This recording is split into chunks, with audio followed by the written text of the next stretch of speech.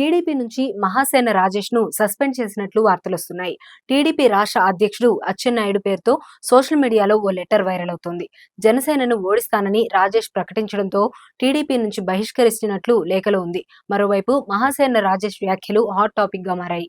Party నుంచి suspend అవ్వడానికి సైతం సిద్ధమంటూ రాజేష్ సంచలన వ్యాఖ్యలు చేశారు. మహాసేన రాజేష్ జనసేనకు మద్దతుగానే ఉండేవారు, కానీ టికెట్ ఆశతో టీడీపీలో చేరారు. పి గన్నవరం టికెట్ ఆశ చూపి రాజేష్ ను పార్టీలో చేర్చుకున్న చంద్రబాబు జనసేన రూపంలో ఎసరు పెట్టారు. రాజేష్ అభ్యర్థిత్వాన్ని స్థానిక జనసేన నేతలు తీవ్రంగా వ్యతిరేకించారు. పోటీ నుంచి తప్పుకుంటున్నట్లు ప్రకటించిన రాజేష్ కొంతకాలం సైలెంట్ గానే ఉన్నారు. కానీ పవన్ కళ్యాణ్ వ్యవహార శైలితో విసిగిపోయి జనసేనకు మద్దతు ఇవ్వమని స్పష్టం చేశారు. జనసేన పోటీ చేస్తున్న అన్ని చోట్ల ఆ పార్టీ ఓటమికి పోరాడతాము అన్నారు. అయితే జనసేన మద్దతుదారులు మహాసేన రాజేష్ పై మండిపడుతున్నారు. పవన్ కళ్యాణ్ ను తిట్టడానికే ఉద్దేశపూర్వకంగా వీడియోలు చేస్తున్నారని విమర్శించారు. పి గన్నవరం టికెట్ పోయిందన్న కోపంలో ఇలా వ్యవహరిస్తున్నారు అన్నారు. మహాసేన రాజేష్ తరచూ యూటర్న్ తీసుకుంటారని విమర్శించారు. వైసీపీ నుంచి జనసేన, ఆ తర్వాత టీడీపీ, ఇప్పుడు మళ్లీ వైసీపీకి మద్దతుగా మాట్లాడుతున్నారని మండిపడుతున్నారు.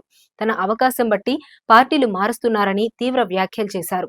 పవన్ పై దుష్ప్రచారం చేసేందుకు వైసీపీ మహాసేన రాజేష్ ను పావుగా వాడుకుంటుందని జనసేన పార్టీ మద్దతుదారులు విమర్శలు చేస్తున్నారు. అయితే గతంలో తాను జన సైనికుడిగా ప్రకటించుకున్నా పార్టీలోకి ఆహ్వానించలేదన్నారు రాజేష్.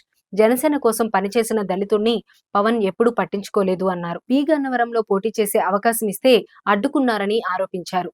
కూటమి విజయం కోసం ప్రచారం చేస్తుంటే మహాసేన సమావేశాలకు పవన్ ఒక్కసారి కూడా రాలేదన్నారు.